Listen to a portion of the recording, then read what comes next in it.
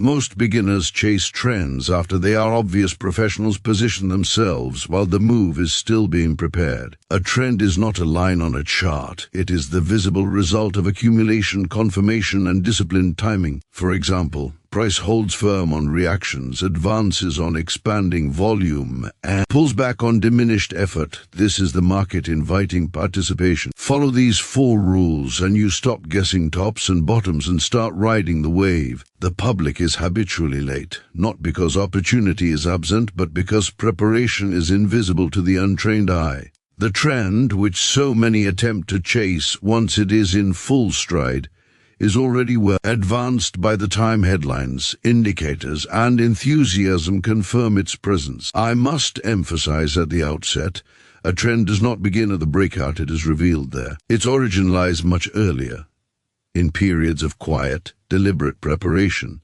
Markets move for reasons. These reasons are not found in news or opinion, but in the systematic actions of informed interests who require time to build positions without disturbing price. This process, whether accumulation in preparation for an advance or distribution ahead of a decline, creates the cause from which the effect, the trend, later emerges. To the casual observer, these phases appear dull, directionless, and unworthy of attention. To the student of market behavior, they are decisive. During accumulation, price may fluctuate within a narrow range for weeks or months. Volume will often diminish on declines and expand modestly on rallies. Supply is being absorbed, though no dramatic advance is yet permitted. The impatient trader sees nothing happening. The professional sees everything happening. Each successful test of supply, each failure of price to decline on increase. Selling pressure is evidence that control is quietly shifting. When the trend finally asserts itself through a decisive advance with expanding spreads and increased volume, the public assumes something new has occurred. In truth, nothing new has happened at all. The move is merely the natural and inevitable consequence of prior preparation. The trend did not begin at that moment, it was simply allowed to express itself. This misunderstanding leads beginners into costly error. They attempt to trade trends by reacting to strength rather than recognizing its cause. They buy enthusiasm, not structure. They enter after risk has expanded and reward has diminished. Had they studied the earlier range, had they learned to interpret effort versus result, they would have recognized that the opportunity lay in alignment, not excitement. Understand this clearly. The earliest and safest position is never taken during emotional expansion, but during constructive hesitation. Trends reward those who are willing to act when uncertainty is greatest, but evidence is sound. This requires discipline, patience, and the willingness to observe rather than participate prematurely. Therefore, rule 1 for the beginner is not to ask, is the trend strong? But rather, has the market prepared itself for a sustained move? Until you can answer this question through observation of price behavior and volume, you are not trading trends, you are following them. The market gives ample notice of its intentions, but it speaks softly before it moves loudly. Learn to listen during the quiet periods, and the trend will no longer surprise you. One of the most persistent and costly habits of the untrained trader is the desire to oppose the market. There is an unfounded satisfaction in attempting to buy the low tick or sell the high one, as though profit were a reward for cleverness rather than for alignment. I must state plainly, the market does not reward defiance. It rewards cooperation. The dominant trend represents control, and control must be respected. A trend is not a mere direction of price, it is evidence that one side of the market has assumed authority. When demand is in control, advances occur with ease, reactions are limited, and supply repeatedly fails to press prices lower. When supply dominates, declines extend with little resistance, rallies are labored, and demand proves incapable of sustaining advances. To trade against this condition is not analysis, it is hope. The beginner often mistakes temporary reactions for reversals. A decline within an uptrend appears threatening to the inexperienced eye, inviting premature selling or ill-advised short positions. Yet reactions are necessary. They serve to test supply, discourage weak holders, and provide opportunities for stronger interests to add to position. When such reactions occur on diminishing volume and narrowing spreads, they are signs of health, not weakness. Contrast this with the counter-trend trader who sells into a rising market because price has gone too far. He ignores the fact that effort continues to produce result. He overlooks that each rally travels farther than the last, and each decline fails to retrace meaningfully. His trade is based on opinion rather than observation. The market, indifferent to opinion, continues in its established direction, and his capital pays the tuition. The professional approach is entirely different. The skilled trader asks only one question: which side is in control? Once that is established, all decisions must be made in harmony with that conclusion. In an advancing market, one buys reactions, not strength. In a declining market, one sells rallies, not weakness. There is no need to predict when the trend will end. There is only the necessity of participating while its character remains unchanged. This alignment reduces risk in two ways. First, it places the trader on the same side as the prevailing force. Second, it allows for precise judgment of failure. When a trend is healthy, reactions are shallow and demand or supply reasserts itself promptly. When this behavior changes, when effort increases but result diminishes, the trader is given warning. Until then, the trend deserves the benefit of the doubt. Beginners often believe that trading with the trend is simplistic. In reality, it demands restraint. It requires the trader to ignore the temptation to be early, to endure periods of inactivity, and to accept that the market, not the trader, determines timing. This discipline is the dividing line between speculation and professionalism. Therefore, Rule 2 is absolute. Trade only in the direction of demonstrated control. When you align yourself with the dominant force, the market does the heavy lifting. When you oppose it, you assume a burden no trader can carry for long. Many beginners search endlessly for confirmation in mechanical indicators, believing that certainty can be derived from formulas. This is a grave misunderstanding. Indicators do not lead the market, they follow it. Volume, however, is not an indicator in that sense. It is the footprint of professional activity. It reveals intent. Price shows what happened. Volume explains why it happened. I must make this distinction unmistakably clear. Price can move for many reasons, but only volume tells you whether that movement is sponsored by effort or merely drifting on absence of opposition. When price advances on expanding volume and widening spreads, demand is exerting force. When price rises on light volume and narrowing spreads, the advance lacks sponsorship and should be regarded with suspicion. The law governing this relationship is simple and unchanging. Effort must be proportional to result. Volume represents effort. Price movement represents result. When the two are in harmony, the market is healthy. When they diverge, something is wrong. This principle alone, if properly understood, will spare the trader from countless errors. Consider an advancing market. Each rally should demonstrate that demand is willing to pay higher prices. This willingness is expressed through increased volume accompanying upward movement. Reactions, on the other hand, should occur on reduced volume, indicate that selling pressure is limited and that supply is no longer aggressive. This is not theory, it is observable behavior. When you see it consistently, you are witnessing confirmation of trend strength. The novice often focuses on price alone. He sees a breakout and assumes opportunity, yet without volume confirmation, a breakout is merely a statement, not a commitment. Professionals commit capital, the public commits hope. If volume does not expand as price moves into new ground, the move is vulnerable. It may advance briefly, but it lacks the force required for continuation. Volume is equally instructive at turning points. When price pushes higher but volume contracts, demand is no longer expanding its effort. When volume increases dramatically but price makes little progress, supply is absorbing that effort. In both cases, the message is unmistakable to the trained observer.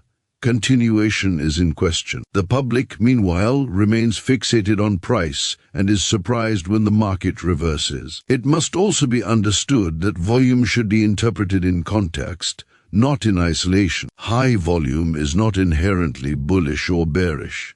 Its meaning depends entirely on what price accomplishes with that effort. A widespread advance on heavy volume confirms strength.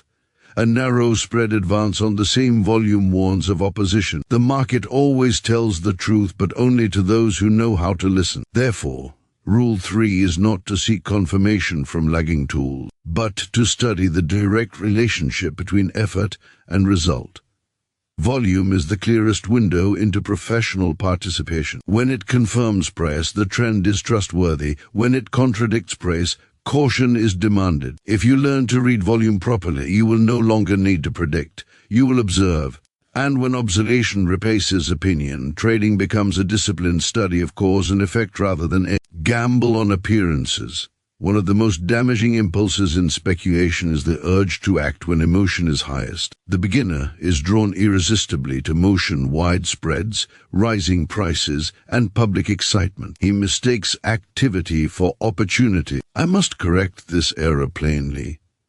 The professional does not enter the market on excitement, he enters on reaction. Strength is proven on advances, but opportunity is found on retreats.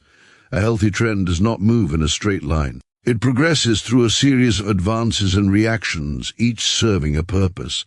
Advances demonstrate control, reactions test it. When demand is dominant, reactions are orderly, limited in depth, and occur on reduced volume. These pauses are not signs of danger, they are confirmations that the trend is functioning properly. The public habitually buys when price appears strong.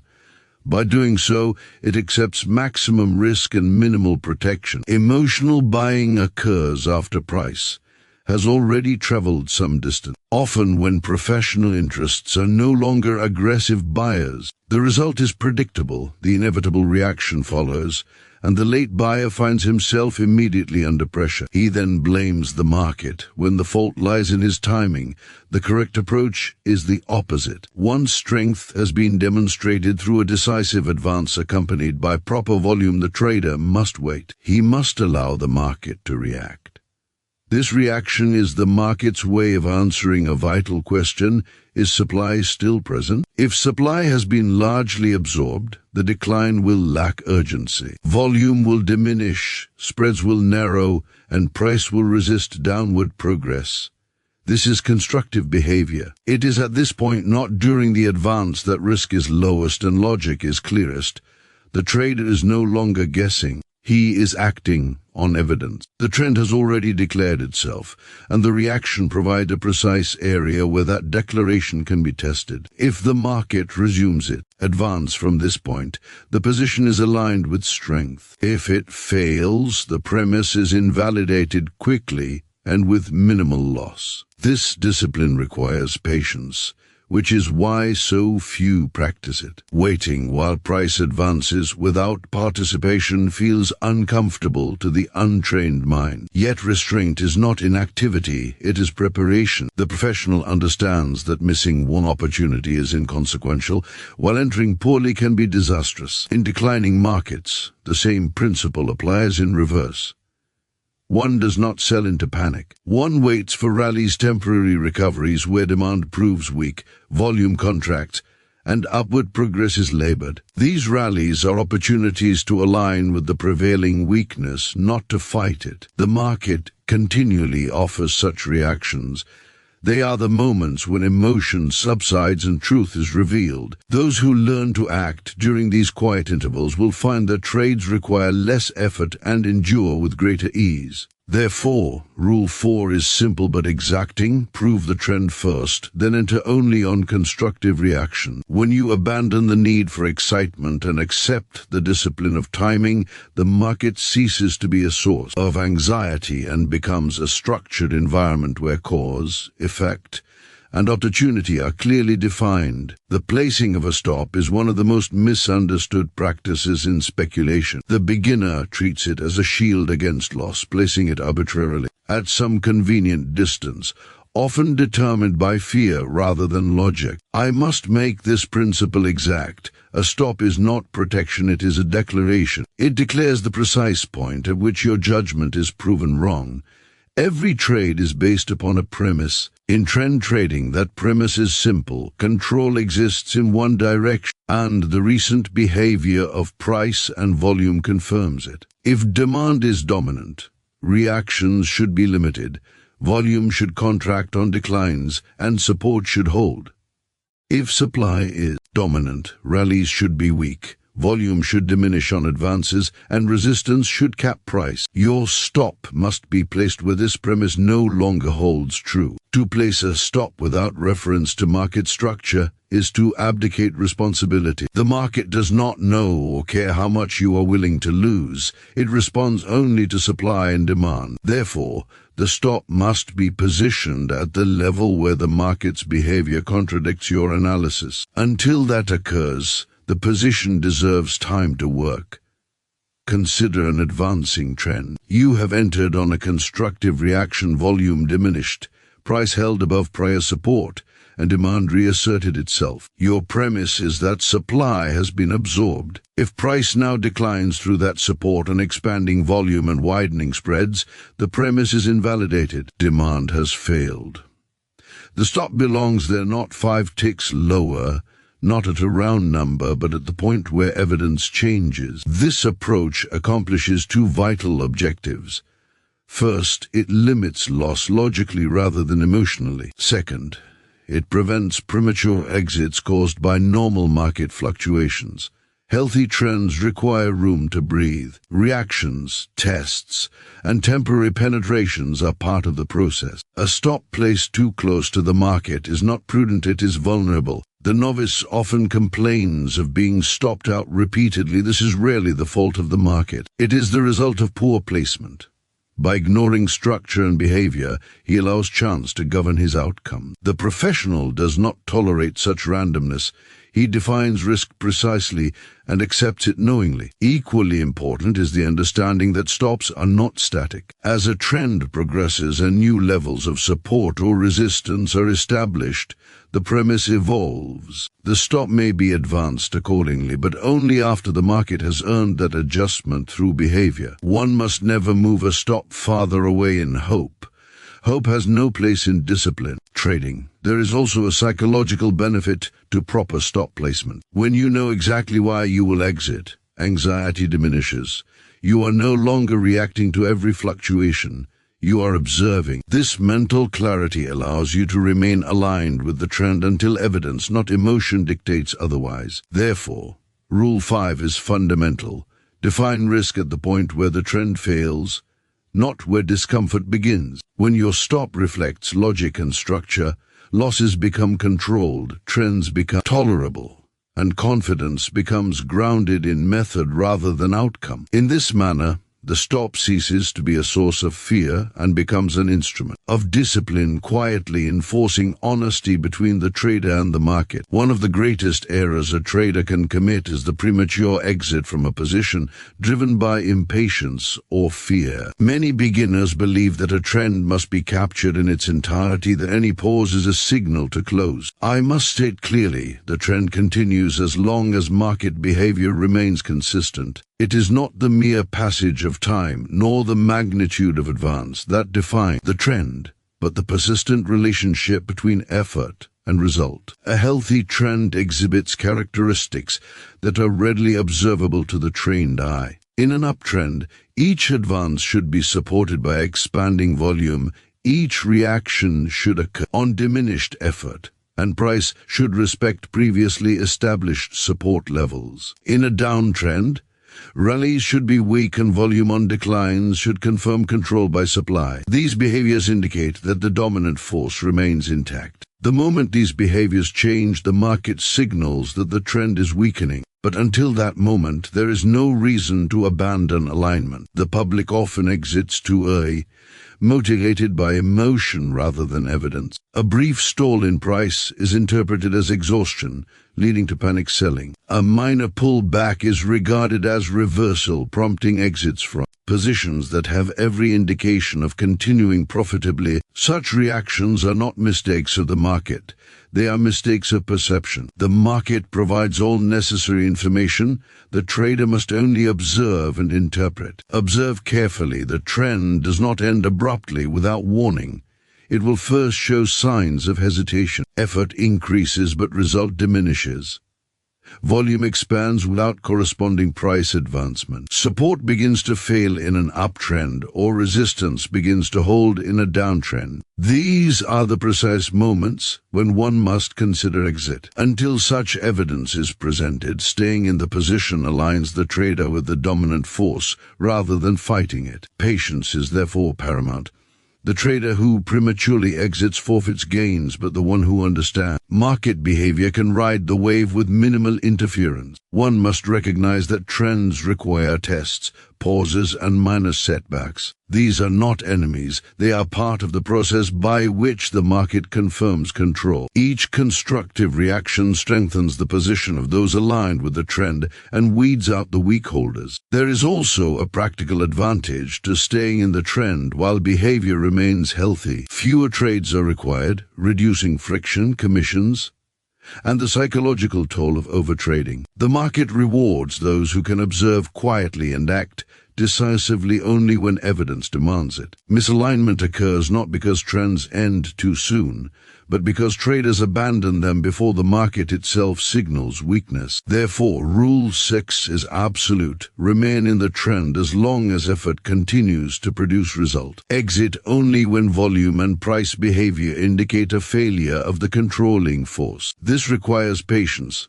discipline, and keen observation. The market is a laboratory of cause and effect. Those who study it carefully can participate fully, capturing the true potential of a move rather than chasing illusions of timing. In sum, the professional does not fight the market, does not exit on fear, and does not chase emotion. He observes, interprets, and acts in harmony with the forces at work. By staying in while behavior remains healthy, the trader transforms opportunity into results, speculation into craft, and the unpredictable into method. In conclusion, trading is not a matter of luck or instinct. It is the disciplined study of cause and effect, of effort and result. Trends do not begin at the moment they become visible. They are prepared long before the public notices. Success lies in alignment, trading with the dominant force, entering only on constructive reactions, confirming strength. Through volume, managing risk logically with stops,